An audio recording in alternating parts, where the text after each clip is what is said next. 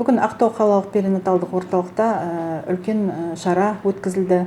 Ол шара біздің бүгінгі мерекеге байланысты халықаралық балалар қорғау күніне арналған.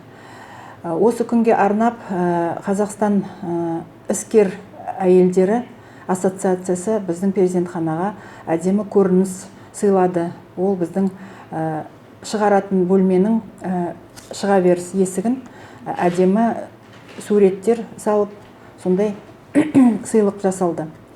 Өте жоғары деңгейде мереке өткізілді. Бүгінгі күні біз салтанатты түрде 4 кішкентай нәрестені үйге шығардық. Сол нәрестелерге жаңағы атап кеткен ассоциация сыйлық табыс етті. Бүгінгі күні мен біздің аналарымызға өзімнің алғысымды білдіргім келеді.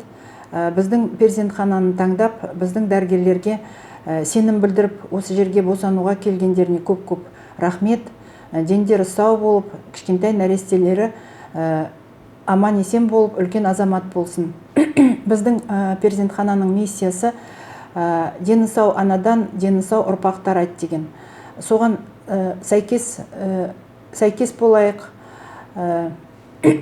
Біздің Қазақстанның халқы көбейіп, экономикамыз өрлей берсін.